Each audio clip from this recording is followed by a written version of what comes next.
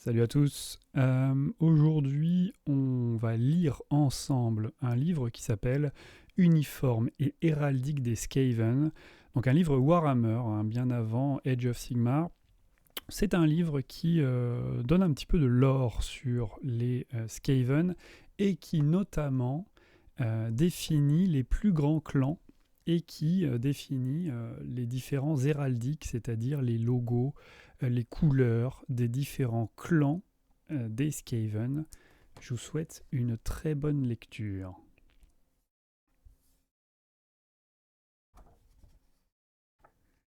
Introduction. Bienvenue dans Uniforme et héraldique des Skaven.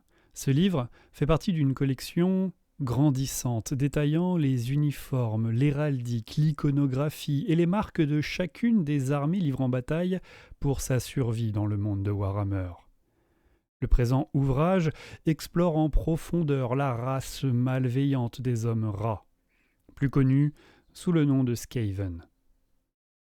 Il constitue un guide indispensable, que ce soit pour les joueurs, les peintres ou les collectionneurs, mais aussi pour quiconque souhaiterait explorer et s'inspirer de la nature clanique du peuple des Skaven. L'empire souterrain des Skaven pullule de centaines, voire de milliers de clans, répartis de façon si anarchique et variée qu'une documentation exhaustive s'avère impossible à compléter. Ce livre n'établit donc pas une liste définitive des descriptions, mais seulement un échantillon des clans les plus puissants et emblématiques des Skaven, avec leurs marquages les plus représentatifs. Ces pages recensent ainsi de nombreux exemples, mais gardez à l'esprit que votre marge de manœuvre reste infinie, que le raccord nu favorise vos couleurs et qu'elle symbolise la ruine de vos rivaux. Alors oui, comme le dit ce livre, ce n'est qu'une sélection des principaux clans, et à l'intérieur de ces clans, ce n'est qu'une sélection des marques et des couleurs et des logos et des héraldiques que l'on va trouver dans ces clans. Games Workshop, ici, nous invite à créer nos propres clans, à créer nos propres couleurs, à créer nos propres héraldiques ou emblèmes logos. Donc, il ne faut pas prendre ça au pied de la lettre, vous pouvez très bien créer ce que bon vous semble. Ça a toujours été le credo de Games Workshop. Les Skaven. Les Skaven sont des hommes rats, vils et répugnants qui grouillent sous la surface du monde de Warhammer. Du fond du réseau tentaculaire de ces tanières, cette vermine ronge les racines de la civilisation.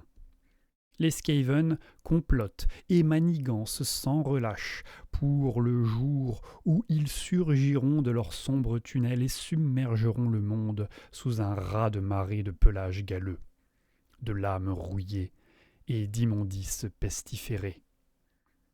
D'un aspect chétif et repoussant, les Skaven sont plus petits que les humains, et leurs yeux rouges luisants dominent une rangée de dents effilées aussi tranchantes que des rasoirs. Leur frêle apparence est trompeuse, car elle dissimule une vivacité surprenante. Ces vermines peuvent agir puis se figer avec une rapidité fulgurante. Les Skaven sont des créatures nerveuses, dotées d'un instinct de survie exacerbé, doublé d'un métabolisme hyperactif. Leur queue s'agite sans cesse, leurs poils se hérissent au moindre bruit, et leurs glandes diffusent le musc de la peur dès la première alerte. Toute bravoure, leur est donc étrangère, et ils détalent à la moindre menace. Cependant, ce tempérament craintif et constamment sur le qui-vive en fait des combattants aussi agiles que redoutables. Leurs réflexes sont extrêmement aiguisés et leurs coups rapides comme l'éclair.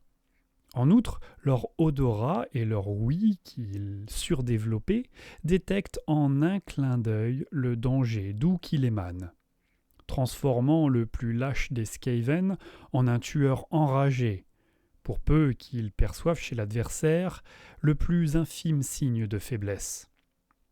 Seul un inconscient se risquerait à tourner le dos à un Skaven. Bien que viscéralement malveillant, un Skaven représenterait une piètre menace à lui seul si cette race ne pullulait pas par milliards de créatures abjectes. Lorsqu'il s'amasse pour la bataille, l'instinct violent des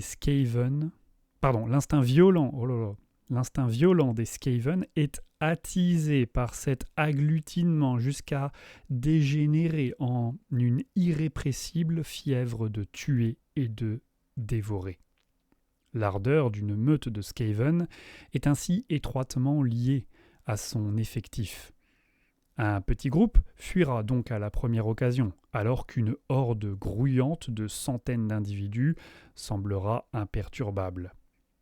En effet, un Skaven considère que les autres périront avant lui, ce qui lui laissera le temps de prendre la fuite. Cette perspective le revigore jusqu'à le plonger dans une frénésie sanguinaire.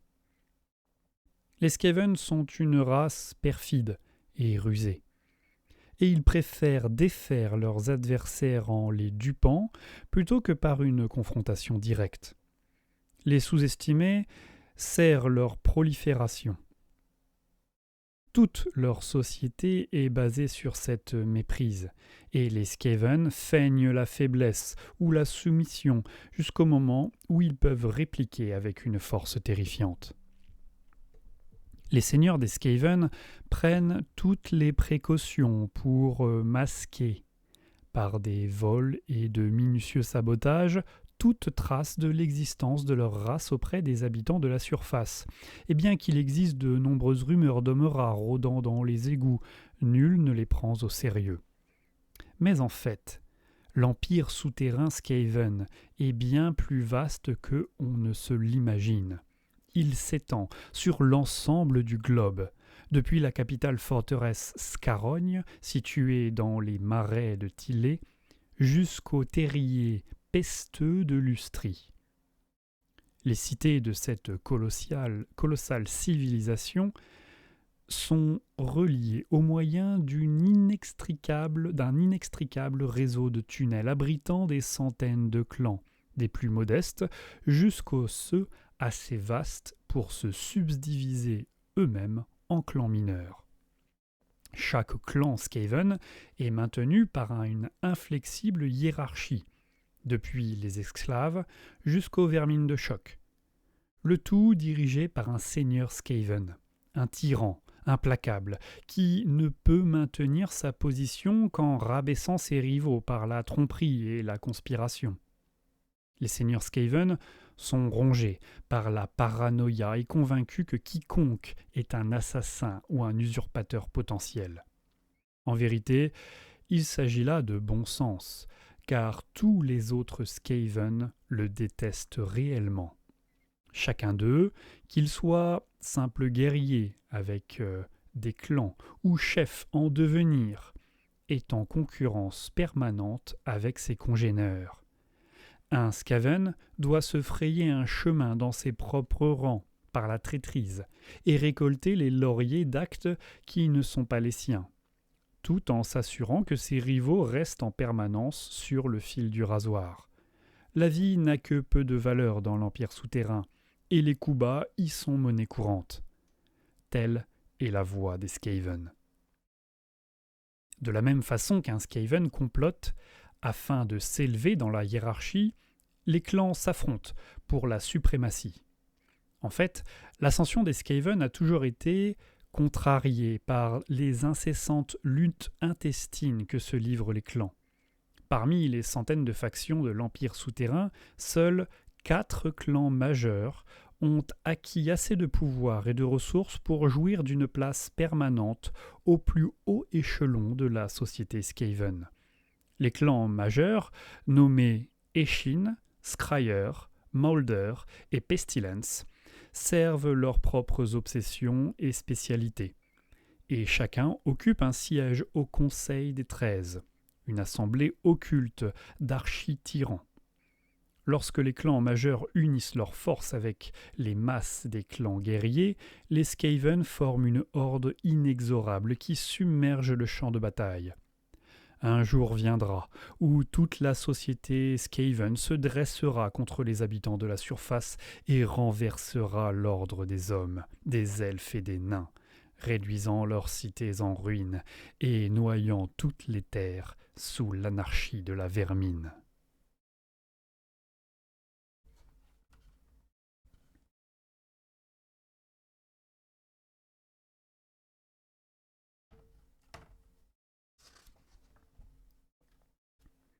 Les runes des Skaven.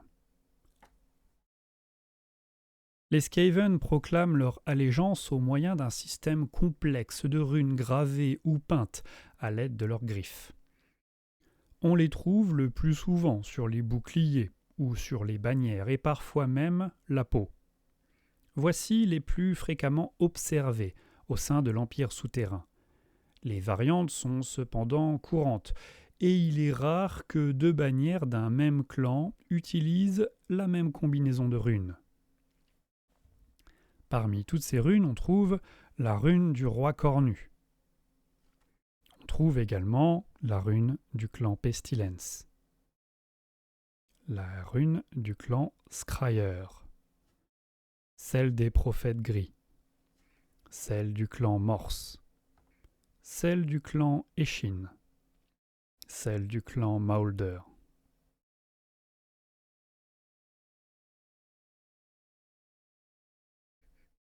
Le Conseil des 13. L'insidieux Conseil des 13 règne sur le peuple Skaven. Son rôle serait d'unifier les clans face aux ennemis de leur race et d'interpréter la volonté de leur divinité maléfique, le roi cornu. Mais dans les faits, le Conseil des 13, bien plus d'intérêt pour la poursuite inlassable de ses propres desseins, manipulant sans vergogne les clans mineurs et assassinant tous ceux qui représentent la plus infime menace à ses yeux. Les membres du Conseil des 13, ou Seigneurs de la Ruine, sont toujours au nombre de 12, symboliquement complétés par le roi cornu. Les positions au sein de ce conseil suivent un ordre décroissant de préséance. Les premières et 12e places, respectivement à la droite et à la gauche du rat cornu, sont les plus convoitées, tandis que les 6e et 7e places sont les moins prestigieuses. Seuls les plus habiles et les plus impitoyables des Skaven parviennent à siéger au conseil. Autrefois, tout chef de clan assez fourbe pouvait y prétendre, pour peu qu'il en destitue un membre, créant de fait une place vacante. Toutefois, depuis la Seconde Guerre civile et l'intervention du rat cornu, aucun prétendant n'a jamais destitué ou supplanté l'un des seigneurs de la ruine en place. Le Conseil des 13 a été réformé sur ordre du roi cornu, qui grava les runes de la prophétie de l'avènement sur les 13 faces du pilier noir des commandements. Ce monument sacré, constitué de mallepierre brute, fait également office de test pour tout aspirant souhaitant siéger au Conseil, car seul un élu du roi cornu peut le toucher et survivre. Ceux qui passent cette épreuve avec succès deviennent les plus puissants des Skaven, gratifiés d'une longévité surnaturelle et rayonnant d'une puissance malsaine. Le rat cornu a ordonné à son peuple de se plier à la volonté de son nouveau conseil ou de subir son courroux. Les Skaven, pleutres de nature, n'ont bien sûr jamais osé défier leur dieu ou ses élus. Les intrigues politiques des Skaven sont alambiquées au-delà de toute imagination. Une myriade de lois complexes doivent être respectées, y compris un système par lequel un membre du Conseil peut faire valoir un droit de veto à l'encontre du membre lui faisant directement face, ce qui encourage les votes par procuration. Il en résulte d'inextricables manipulations, chantages et autres tentatives d'assassinat. L'art de comploter est ancré dans la nature des Skaven, et nul doute que cela divertit le roi cornu. Chaque membre du conseil distingue sa position par une rune élaborée. Il s'agit dans la plupart des cas d'une variante du symbole du clan, une variante du symbole de clan du Seigneur de la Ruine, mais il n'est pas rare pour un clan d'adopter l'icône personnelle de son seigneur. Ces runes et leurs subtiles et infimes variantes sont répandues à travers l'assemblée du clan de chaque Seigneur de la Ruine, l'ensemble du clan de chaque Seigneur de la Ruine. Des marquages similaires sont visibles parmi les clans vassaux et autres alliés, car il est utile de proclamer au grand jour un lien avec un membre du Conseil en raison de la peur qu'il instille dans les cœurs des rivaux. Les membres actuels du Conseil des 13 n'ont pas changé depuis fort longtemps, mais leur position a pu fluctuer au gré de la puissance de leur clan et du succès ou échec de leurs machinations. Ainsi, suivant l'influence grandissante du clan Pestilence, l'archi-seigneur de la peste Nurglitch a pu prendre position au 10e siège. En revanche, Kritil Slick, le seigneur prophète de toute race Skaven, siégeait déjà à la droite du rat cornu avant la grande invocation et demeure le plus puissant des seigneurs de la ruine.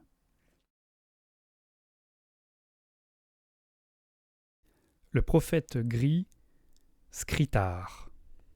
Le prophète gris Skrytar, héros du Conseil des 13, est vénal et assoiffé de pouvoir, même pour un Skaven.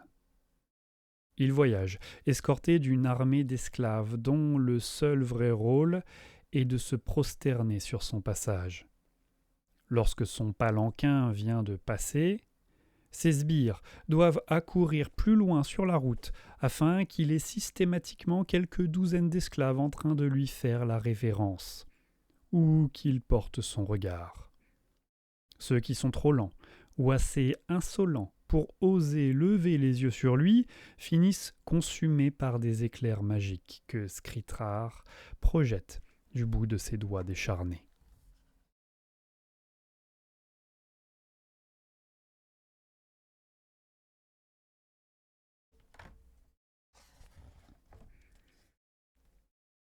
Commençons par le premier clan, le clan Eshin. Le clan Eshin est, de tous les clans Skaven, celui qui s'encombre le moins de scrupules, et de loin. Il entraîne ses espions furtifs vend les services des meilleurs assassins, et ses yeux sont partout. Ses impitoyables agents sont dispersés à travers tout l'empire souterrain et tapis en secret dans les cités des habitants de la surface.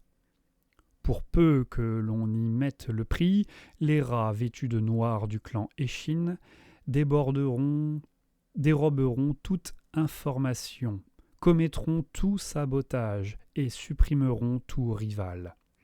Si l'on considère la nature conspiratrice et paranoïaque des Skaven, il n'est pas surprenant que le clan Eshin soit devenu si puissant. En effet, il fournit une force invisible avec laquelle le Conseil des 13 ou tout autre notable Skaven peut maintenir ou obtenir une position avantageuse.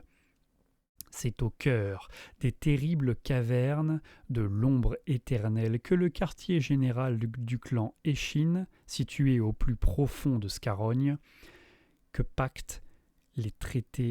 les pactes et les traités sont conclus afin d'assurer la ruine de maints seigneurs de guerre. Voyons la bannière principale de ce clan Eshin.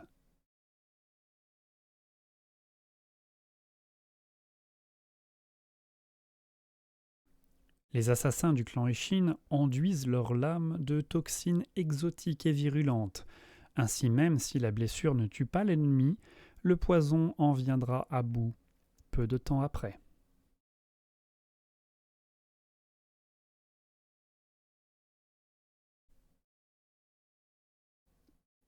Les symboles de griffes et de dagues et de lames empoisonnées sont des motifs les plus communs parmi les coureurs d'égout et les coureurs nocturnes du clan Échine. Ils servent à rappeler à ceux qui s'opposent au clan le funeste destin qui les attend. On voit en effet ici, en blanc, que le logo contient 3 dagues autour.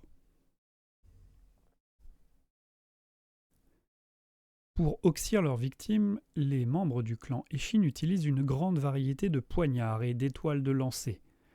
Ces dernières sont affûtées comme des rasoirs et souvent forgées afin de ressembler à des runes Skaven. On voit ici grande cape.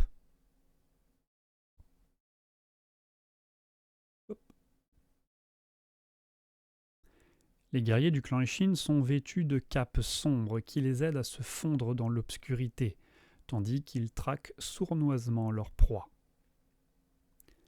Beaucoup de guerriers du clan Échine ternissent leurs lames pour qu'elles ne reflètent pas la lumière, ce qui pourrait aisément trahir leur présence. Nous avons ici un coureur mortel et une foreuse à malpierre. Alors on ne le voit pas très bien, mais les couleurs principales sont le noir, le gris, on a du bleu foncé ici, on a du bordeaux, du marron, mais toutes dans des teintes extrêmement foncées. Ici, vous voyez, il a un pantalon bleu et un haut marron, mais tout est tellement foncé. Donc vous pouvez y aller au niveau des couleurs, dans le marron, le bleu, le gris, le noir, le bordeaux. L'important, c'est que ces teintes restent extrêmement foncées. On va s'arrêter là et on continuera demain avec le clan Pestilence. Enfin, demain. Peut-être dans une semaine, dans un mois, dans 6 mois. On continuera la prochaine fois avec le clan Pestilence.